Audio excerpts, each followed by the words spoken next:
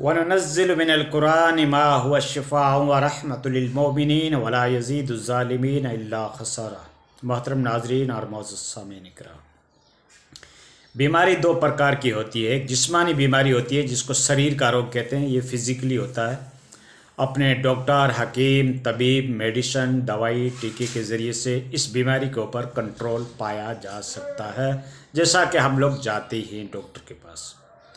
ٹھیک اسی طریقے سے ایک روحانی بیماری ہوتی ہے جس سے روح و آتمائیں افیکٹو ہوتی ہے، متاثر ہوتی ہے، پربھاوت ہوتی ہے، باڈی کے اوپر اس کا ایک اثر پڑتا ہے۔ انسان بہکی بہکی بات کرتا ہے، دماغی توازن کو کھو دیتا ہے اور ایک پاگل پن جیسی اس کی کیفیت ہو جاتی ہے، بکواس کرتا رہتا ہے یا خود بخود باتیں کرتا رہتا ہے، یا انسان پریشان ہوتا رہتا ہے، یا جو اپنے دوائی کی جو اس کا مرض تو بڑھتا ہی گیا، اس میں کوئی ریلیف نہیں مل رہی ہے، آرام نہیں مل رہا ہے علاج کرانے سے۔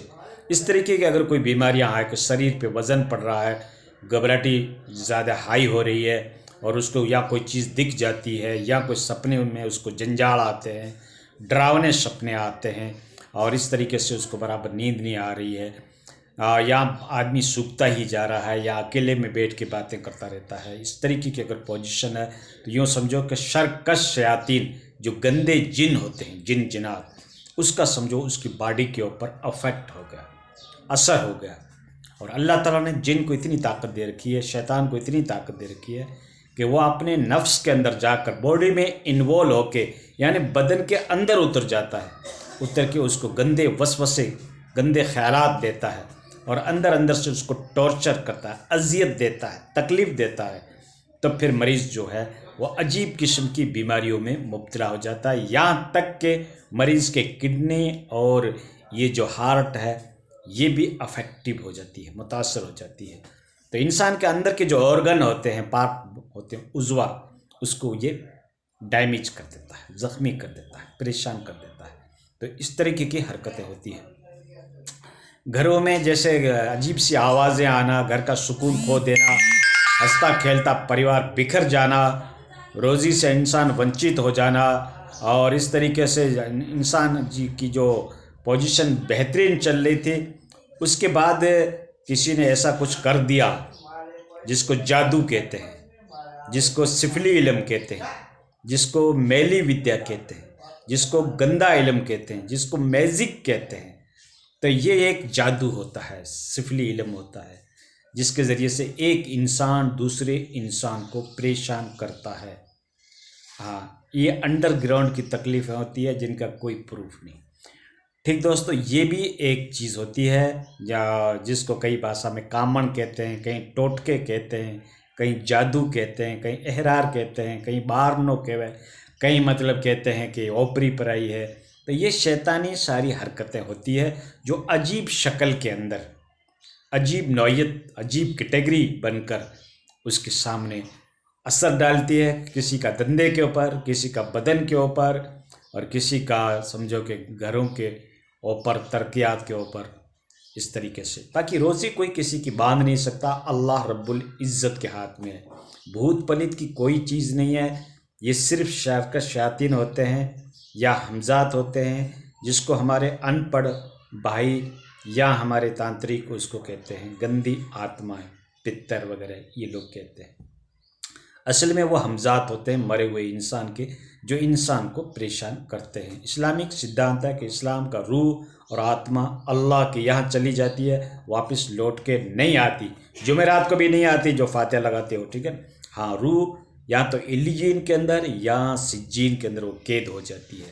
اللہ کے یہاں دو طبقے ہیں، اچھی روح علیین میں رہتی ہے، بری روح سجین میں رہتی ہے، واپس ریٹرن نہیں آتی ہے، نہ جمعرات کو آتی ہے، نہ رمضان میں آتی ہے، نہ کسی بھی دن آتی ہے، ٹھیک ہے۔ اسلامک کانسیپٹ، اسلام کا سدھانت، اسلام کا پروٹوکول، اسلام کا قانون، شریعت مقدسہ کا یہ نیم ہے، ٹھیک ہے۔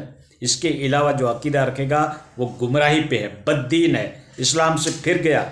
یہ کڑوے شبد میں اس لیے استعمال کر رہا ہوں کہ لوگوں کے یقین ہیں، لوگوں کے اعتماد ہیں، بھروسے ہیں، بزرگ سے سنا، فلاں سے سنا، فلاں مولانا سے سنا کہ روح آتی ہے، اس لیے وہ فاتحہ دلاتے ہیں، ٹھیک ہے۔ آپ ایصال ثواب کے لیے فاتحہ دلاؤ، کوئی انکار نہیں ہے، کھانے کھلاؤ، اس کے نام کے پیسے ٹکے خرچ کرو، غریب غربے پہ خرچ کرو، اس کا کوئی منع نہیں ہے، لیکن روحیں اس دنیا کے اندر، اس پلینٹ ارض کے اوپر دوبارہ ریٹرن نہیں ہوتی ہے، دوبارہ آتی نہیں ہے تمہارے گھروں کے اندر۔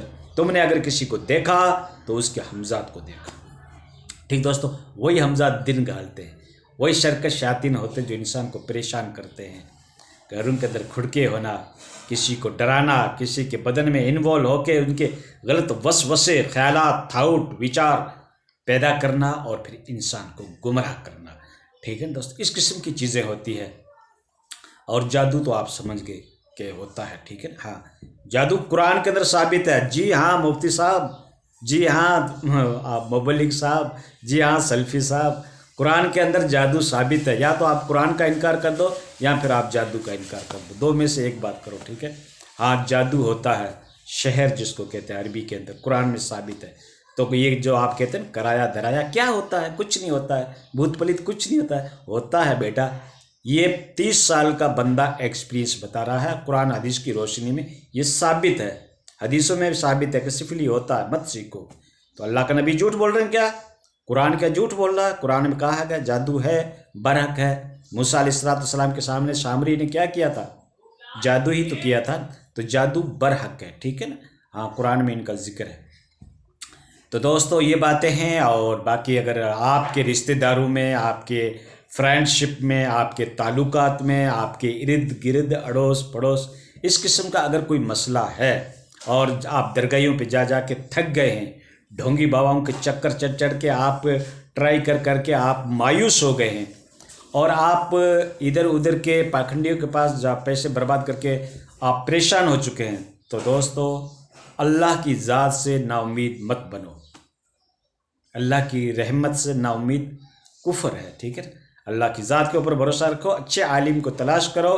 اور دوستو اگر اس قسم کی پریشانی ہے تو براہ راست، یہ بندہ عاصی ہے، گنہگار ہے، لیکن استاذوں کی شفقت، بزرگوں کی سمجھو ایک ہمارے تائید حاصل ہے، ماں باپ کی خدمت کا صلہ ہے، اور علم کی ارتقاء ہے، تو یہ سب کچھ اللہ تعالیٰ کی نعمت ہے۔ میں تو اللہ کی دین مانتا ہوں، اللہ کا کرم مانتا ہوں، اس کا لطف مانتا ہوں، گنہگار ہوں، لیکن اگر اس قسم کی کوئی بھی پرابلم ہے، مولیوں کے پاس جا کے آپ تھک گئے ہیں، باباؤں کے چکر چڑھ کے آپ دھاپ گئے ہیں، درگاہیوں پہ جا کے آپ تنگ آ گئے ہیں، تو اللہ کی ذات سے نا امید مت بنو۔ بندے کا نمبر نوٹ کرو، 97 99 21 10 73 9799211073، مولوی حبیب اللہ فلاحی۔